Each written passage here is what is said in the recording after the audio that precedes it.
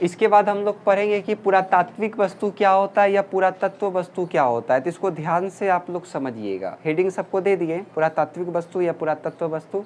तो ये क्या होता है, तो इसमें सबसे पहले आप लिखिएगा, पृथ्वी के अंदर या भूमि के अंदर मिलने वाला वह सभी वस्तु जिससे हमको उस समय का आर्थिक, सामाजिक, राजनीतिक, सांस्कृतिक और अगर हम कह सकते हैं तो धार्मिक बातों का पता चलता है, तो उस वस्तु को हम क्या कहते हैं, पुरातात्विक वस्तु कहते हैं। जैसे मान के चलिए हम एक गड्ढा खोदते हैं, उसमें हमको एक सिक्का मिल जाता है, वो सिक्का है सोना का, और उस सिक्का में मान के चलिए इस प्रकार से बना हुआ है एक मूर्ति। ये सूर्य है तो मान लीजिए हम ये गणेश भगवान है। तो जैसे हमने यहाँ पे मूर्ति को देखा, सिक्का हमको प्राप्त हुआ, तो उस सिक्का में गणेश जी का अगर मूर्ति बना हुआ है, भगवान का मूर्ति बना हुआ है, तो हमको उससे क्या पता चल गया, धार्मिक बात का पता चल गया कि धर्म क्या होगा उस समय, क्या धार्मिक स्थिति था। अब जैसे ये सोना चांदी तांबा का हुआ, तो हमको पता चल जाएगा कि उसका आर्थिक स्थिति कैसा था। और यदि इसमें हम धार्मिक स्थिति को ज्ञात कर पा रहे हैं, तो धर्म कहीं ना कहीं समाज से ही जुड़ा रहता है, तो हमको सामाजिक स्थिति का भी पता चल रहा है। सिक्का चलाया जा रहा है, किसी राजा उजा का अगर नाम लिखा हो तो हमको उसका राजनीतिक बात का भी पता चल जाता है, और इन्हीं सब बातों को जोड़ जाड़ के हमको उसके संस्कृति का भी पता चल जाता है। यानी कि वे सारा वस्तु जिससे हमको उस समय का आर्थिक, राजनीतिक, सामाजिक, सांस्कृतिक और धार्मिक बातों का पता चलता है, तो उसी को हम क्या कहते हैं, पुरातात्विक वस्तु या पुरातत्व वस्तु। बात समझ में आया। और जो इसका अध्ययन करता है उसको पुरातत्वविद कहते हैं। इसके अध्ययन करने वालों को क्या कहते हैं, पुरातत्वविद कहते हैं। याद हुआ। एग्जाम में पूछता है कि पुरातात्विक वस्तु से आप क्या समझते हैं या पुरातत्व वस्तु से आप क्या समझते हैं, तो इसमें आपको लिखना पड़ेगा, वे सभी वस्तुएं जो भूमि के अंदर से प्राप्त हो, वे सभी वस्तुएं जो भूमि के अंदर से प्राप्त हो और उस वस्तु से तत्कालीन समय का धार्मिक, राजनीतिक, सामाजिक, आर्थिक और राजनीतिक बातों का पता चलता है, उसे पुरातात्विक वस्तु कहते हैं। और जो इस वस्तु का अध्ययन करता है उसे पुरातत्वविद कहते हैं। ठीक है। अभी हम आपको कोई भी पुराना वस्तु ला करके दे देंगे तो आप बता पाइएगा कि ये क्या है, नहीं है, लेकिन जो पुरातत्वविद रहेगा वो तो बता देगा कि ये क्या है। बात समझ में आ रहा ना। तो कैसे इसमें आप लोगों को लिखना है, तो सबसे पहले लिखिएगा, इसमें पुरातात्विक वस्तु लिख करके डैश दीजिए। इसमें लिखना है आपको, पहले सुनिए ध्यान से, इसमें आपको लिखना है कि भूमि के अंदर या पृथ्वी के खुदाई के दौरान या उत्खनन के दौरान, आप कुछ भी बोलिए सब सही है, उत्खनन के दौरान पृथ्वी के अंदर से मिलने वाला वह सभी वस्तु, उत्खनन के दौरान मिलने वाला वह सभी वस्तु, उत्खनन के दौरान मिलने वाला वह सभी वस्तु जिससे तत्कालीन समय का आर्थिक, धार्मिक, राजनीतिक, सांस्कृतिक और सामाजिक बातों का पता चलता है, उसे पुरातात्विक वस्तु कहते हैं। हो जाएगा। जो इस वस्तु का अध्ययन करता है उसे पुरातत्वविद कहते हैं। हो जाएगा, समझ में आया। अब जैसे में आप लिख दीजिएगा, सिक्का है, मृदभांड है या फिर कोई प्रकार का वस्तु मिल गया है, तो ये सब किसके अंतर्गत आ जाएगा, तो पुरातात्विक वस्तु के अंतर्गत आ जाएगा। आया समझ में। लिखिए, उत्खनन के दौरान मिलने वाला वह सभी वस्तु, उत्खनन के दौरान मिलने वाला वह सभी वस्तु, उत्खनन के दौरान मिलने वाला वह सभी वस्तु जिससे उत्खनन के दौरान मिलने वाला वह सभी वस्तु जिससे तत्कालीन समय के, इसको लिखिए सारा कोमा दे करके, तत्कालीन समय के आर्थिक, सामाजिक, राजनीतिक, सांस्कृतिक एवं धार्मिक बातों का पता चलता हो, एवं धार्मिक बातों का पता चलता हो। हाँ, तत्कालीन समय के, इस सारा लिखिए कोमा दे दे के, पता चलता हो। हाँ, धार्मिक बातों का पता चलता हो उसे पुरातात्विक वस्तु कहते हैं।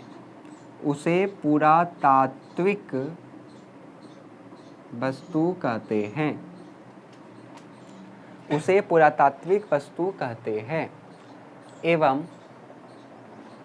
जो इस वस्तु का अध्ययन करता है उसे पुरातत्वविद कहते हैं। एवं जो इस वस्तु का अध्ययन करता है उसे पुरातत्वविद कहते हैं। एवं जो इस वस्तु का अध्ययन करता है उसे पुरातत्वविद कहते हैं। हाँ, पुरातत्वविद कहते हैं। हो गया? पैरा चेंज कर दीजिए। पुरातात्विक वस्तुओं के अंतर्गत, पुरातात्विक वस्तुओं के अंतर्गत सिक्का, पुरातात्विक वस्तुओं के अंतर्गत सिक्का, बर्तन, सिक्का, बर्तन, मृदभांड, सिक्का, बर्तन, मृदभांड इत्यादि वस्तुएं आती हैं। इत्यादि वस्तुएं आती हैं।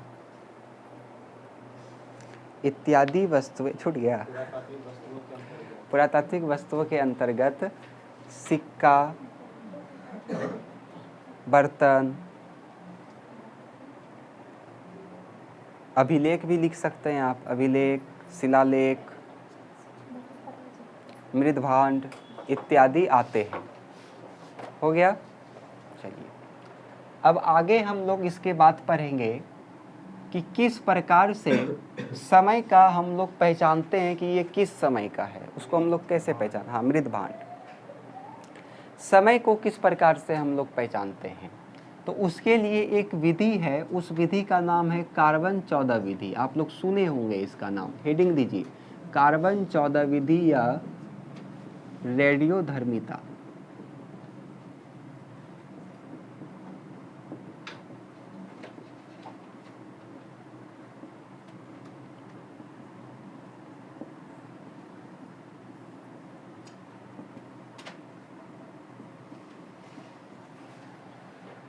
चलिए इसको समझिए ध्यान से।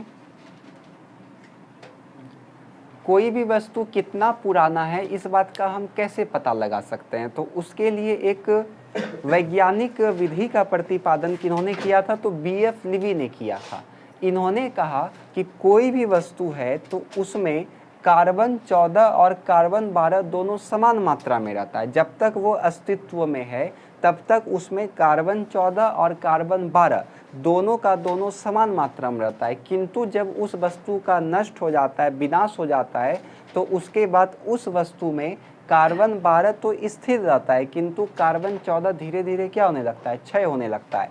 तो जितना ज़्यादा वो क्षय होगा उतना ज़्यादा वो वस्तु क्या होगा, पुराना होगा। बात समझ में आए? जैसे मान के चलिए ये मार्कर है मेरे पास, मार्कर में कार्बन 14 भी होगा और कार्बन 12 भी होगा, कार्बन 12 भी होगा और कार्बन 14 भी होगा। मान लेते हैं कि कार्बन 12 का संख्या होगा 10 और कार्बन 14 का भी संख्या कितना होगा 10, क्योंकि दोनों क्या रहता है, समान मात्रा में रहता है।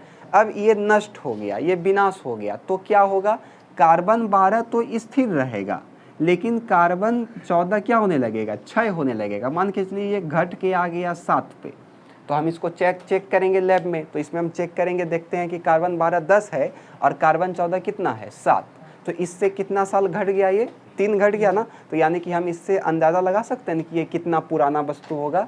उसी प्रकार से इस विधि का प्रयोग किया जाता है। समझ में आया? तो एग्जाम में अक्सर पूछा जाता है कि पुरातात्विक वस्तु से आप क्या समझते हैं, और दूसरा पूछेगा कि कार्बन 14 विधि क्या है या रेडियोधर्मिता क्या है। अक्सर 2 साल गैप करके 1 साल ये देता ही देता है, दोनों में से एक शॉर्ट में रहेगा आपका।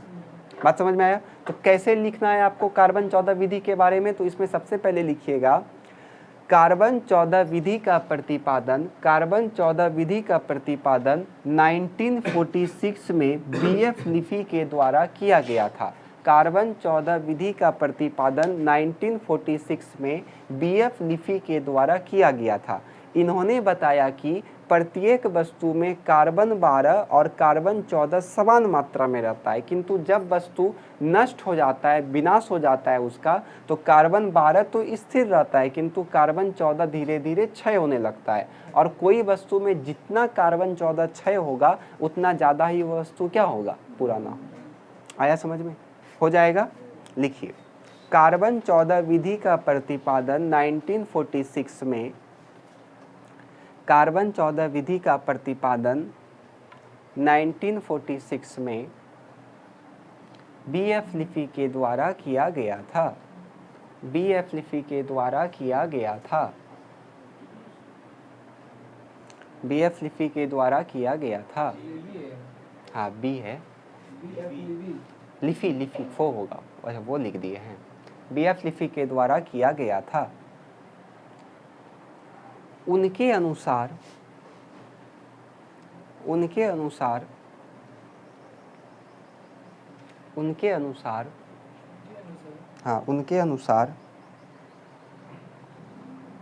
प्रत्येक वस्तु में कार्बन 12 और कार्बन 14 समान मात्रा में पाया जाता है।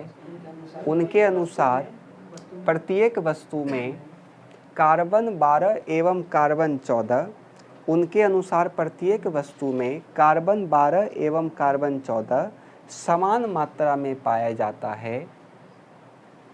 समान मात्रा में पाया जाता है,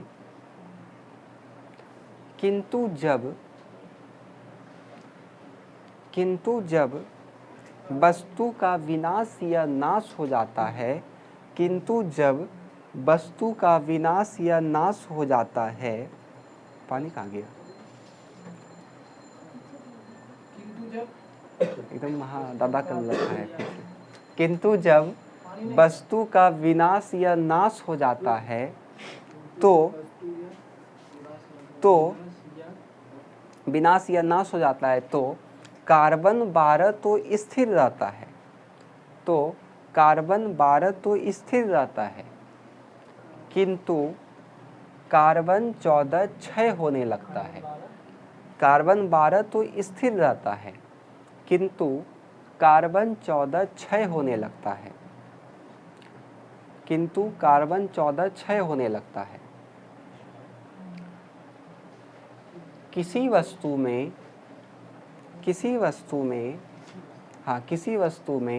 कार्बन 14 जितना क्षय हुआ होगा, किसी वस्तु में कार्बन 14 जितना क्षय हुआ होगा, वह वस्तु उतना ही पुराना होगा। वह वस्तु उतना ही कार्बन 14 क्षय होने लगता है।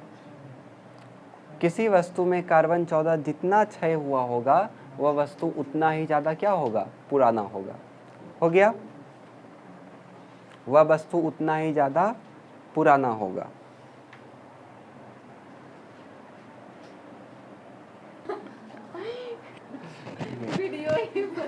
चलिए आगे समझिए।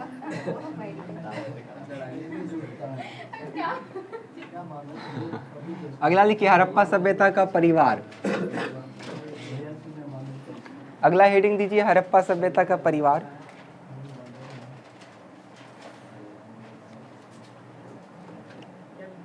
हड़प्पा सभ्यता का परिवार, इसको ध्यान से समझिए। देखिए, जो हड़प्पा सभ्यता का हम लोग जब उत्खनन किए थे कई सारे नगरों का, तो इसमें बहुत ज़्यादा स्त्री का मूर्ति मिला था। स्त्री मतलब समझ रहे हैं ना, महिला। कांस्य का मूर्ति बहुत मिला था। कांस्य मतलब कांसा का मूर्ति बहुत ज़्यादा यहाँ से मिला था। इसलिए हम लोग हड़प्पा सभ्यता को कांस्य युगीन सभ्यता भी कहते हैं, ये बात याद रखिएगा। और एक तो मिला था, एक स्त्री है जिसके गर्भ से पौधा निकल रहा है। बताइए ये कहाँ से मिला था? कौन से नगर से मिला था? ये हड़प्पा नगर से मिला था। बात समझ में आ रहा है ना?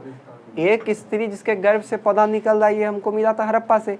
तो जो उत्खनन करता थे, जो पुरातत्वविद थे, उन्होंने ऐसा अनुमान लगाया कि इस सभ्यता का जो परिवार होगा वो कैसा होगा, मातृसत्तात्मक होगा। मातृसत्तात्मक समझते हैं ना? हाँ, उस मेन पावर किसके पास होगा? माता के पास। जैसे अभी हम लोग का परिवार कैसा है, पितृसत्तात्मक है। अरे पिताजी का ज़्यादा महत्व है ना, लेकिन हड़प्पा सभ्यता में कई विद्वान का कहना है कि उनका परिवार कैसा था, तो मातृसत्तात्मक था। ठीक है, 2 नंबर में आता है कि हड़प्पा सभ्यता का परिवार कैसा था, तो लिखिएगा इसमें, जब हड़प्पा सभ्यता के नगरों का उत्खनन किया जा रहा था तो कई नगरों से कांस्य की स्त्री की मूर्तियां मिली। विशेषकर उदाहरण के लिए हड़प्पा से ही एक स्त्री मिला जिसके गर्भ से पौधा निकलता हुआ दिखाया जा रहा है, जिसे संभवतः मातृ देवी का पृथ्वी देवी का नाम दिया गया। इसलिए कई विद्वानों और इतिहासकारों ने ऐसा अनुमान लगाया कि हड़प्पा सभ्यता का परिवार कैसा होगा, मातृसत्तात्मक होगा। बात समझ में आया। अभी 3 गो शॉर्ट आप सीखे हैं। पहला कि पुरातत्व से आप क्या समझते हैं, दूसरा कार्बन 14 विधि क्या है, और तीसरा हड़प्पा सभ्यता का परिवार कैसा था। ये पूछता है एग्जाम में 2 नंबर में। ठीक है, तो कैसे इसको आप लिखिएगा, तो सबसे पहले इसमें लिखिएगा, जब हड़प्पा सभ्यता के विभिन्न नगरों का उत्खनन किया जा रहा था, जब हड़प्पा सभ्यता के विभिन्न नगरों का उत्खनन किया जा रहा था तो कई नगरों से कांस्य का बना हुआ स्त्री का मूर्ति मिला। उदाहरण के लिए हड़प्पा से एक स्त्री का मूर्ति मिला, कांस्य का स्त्री का मूर्ति मिला, जिसके गर्भ से क्या निकलता हुआ दिखाई दे रहा है, पौधा निकलता हुआ दिखाई दे रहा है। इसलिए कई विद्वान और इतिहासकार ने ऐसा अनुमान लगाया कि हड़प्पा सभ्यता का परिवार कैसा होगा, मातृसत्तात्मक होगा। आया समझ में? हो जाएगा। एक बार फिर से सुन लीजिए, फिर आप लोग एक एक करके बताइएगा। सबसे पहले इसमें लिखिएगा, जब हड़प्पा सभ्यता के विभिन्न नगरों का उत्खनन किया जा रहा था, जब हड़प्पा सभ्यता के विभिन्न नगरों का उत्खनन किया जा रहा था तो जब हड़प्पा सभ्यता के विभिन्न नगरों का उत्खनन किया जा रहा था तो कई नगरों से कांस्य का बना हुआ स्त्री का मूर्ति मिला। उदाहरण के लिए हड़प्पा नगर से एक कांस्य की स्त्री मिला जिसके गर्भ से पौधा निकलता हुआ दिख रहा है। विद्वानों ने इसे भूमि देवी का संज्ञा दिया था। इसलिए कई विद्वान और इतिहासकार मानते हैं कि हड़प्पा सभ्यता का परिवार कैसा था, मातृसत्तात्मक था। आया समझ में ना? लिखिए इसको, हेडिंग देकर के लिखिए, जब हड़प्पा सभ्यता के कई नगरों का उत्खनन किया जा रहा था, जब हड़प्पा सभ्यता के कई नगरों का उत्खनन किया जा रहा था, जब हड़प्पा सभ्यता के कई नगरों का उत्खनन किया जा रहा था तो कई कांस्य का बना हुआ मूर्ति मिला। तो कई कांस्य का बना हुआ स्त्री का मूर्ति मिला। तो कई कांस्य का बना हुआ स्त्री का मूर्ति मिला। स्त्री का मूर्ति मिला। कांस्य का बना हुआ स्त्री का मूर्ति मिला। उदाहरण के लिए हड़प्पा नामक नगर से, उदाहरण के लिए हड़प्पा नामक नगर से, हड़प्पा नामक नगर से, उदाहरण के लिए हड़प्पा नामक नगर से एक कांस्य की स्त्री की मूर्ति मिला है। एक कांस्य की स्त्री की मूर्ति मिला है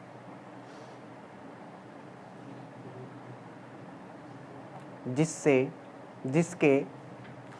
गर्भ से पौधा निकलता हुआ, जिसके गर्भ से पौधा निकलता हुआ है, जिससे गर्भ से पौधा निकलता हुआ है। हो गया? जिसके गर्भ से पौधा निकलता हुआ है। इसलिए कई विद्वान एवं इतिहासकार का मानना है कि इसलिए कई विद्वान एवं इतिहासकार का मानना है कि हड़प्पा सभ्यता का परिवार या सिंधु घाटी सभ्यता का परिवार मातृसत्तात्मक था।